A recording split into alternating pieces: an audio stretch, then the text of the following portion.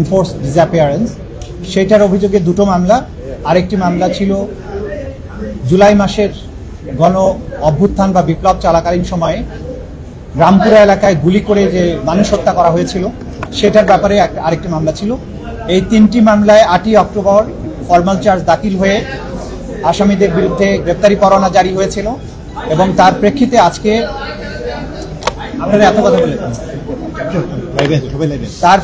আজকে এই তিনটি মামলার মোট 15 জন আসামিকে আইন শৃঙ্খলা রক্ষাকারী বাহিনী গ্রেপ্তার করে আদালতে উপস্থাপন করেছিল।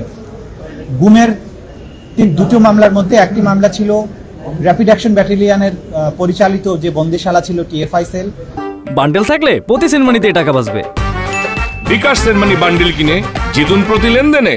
সেইখানে কিছু বন্দীকে আটক করে রাখা 2016 সাল থেকে 2024 সাল পর্যন্ত টোটাল এই সব কতজন 14 জন বন্দীকে সেখানে গুম করে রাখার অভিযোগে যে মামলাটি ছিল সেখানে 10 জন আসামিকে হাজির করা হয়েছিল।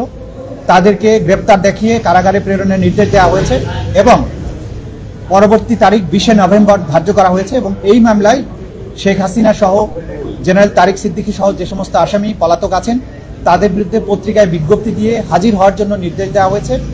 আগামী এক সপ্তাহের মধ্যে এই পত্রিকায় বিজ্ঞপ্তি দিয়ে তাদের হাজির হওয়ার জন্য বলা হয়েছে। পরবর্তী তারিখ নির্ধারণ করা হয়েছে 20 নভেম্বর।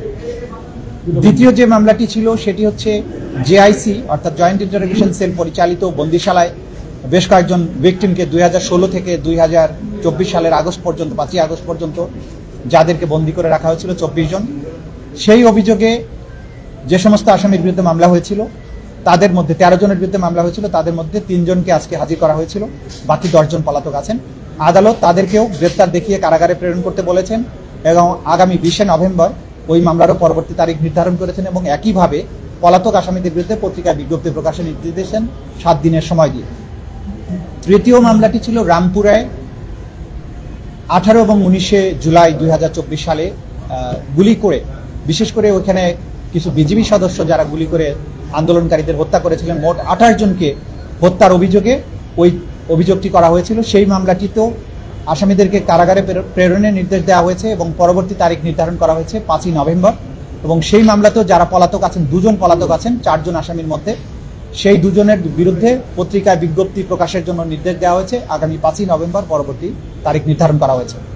গ্রেপ্তার করা হয়েছে না ওনারা আত্মসমর্পণ করলেন? ওনাদেরকে আইন শৃঙ্খলা রক্ষাকারী বাহিনী গ্রেপ্তার করে আজকে আদালতে উপস্থিত করেছে।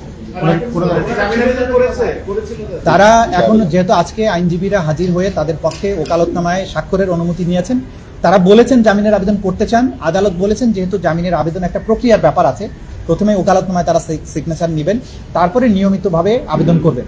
আদালত বলেছেন যে আবেদন থাকলে আপনারা রেজিস্ট্রার অফিসে আইন অনুযায়ী দাখিল করবেন, পরবর্তী তারিখে যদি কোনো আবেদন থাকে তখন সেটা তারা শুনানি। আর কোনো আবেদনই আজকে দাখিল হয়নি। তারা মৌখিকভাবে আসামিদের সাথে কথা বলার বা প্রিভিলেজ কমিউনিকেশনের জন্য আবেদন করেছিলেন, আদালত সেটা মঞ্জুর করেছেন। বাকি যে সমস্ত আবেদন তারা ফাইল করার কথা সেটা যথাযথ প্রক্রিয়ায় ওনারা দাখিল করবেন, করলে তখন প্রক্রিয়া অনুযায়ী সেটা শুনানি অনুষ্ঠিত হবে।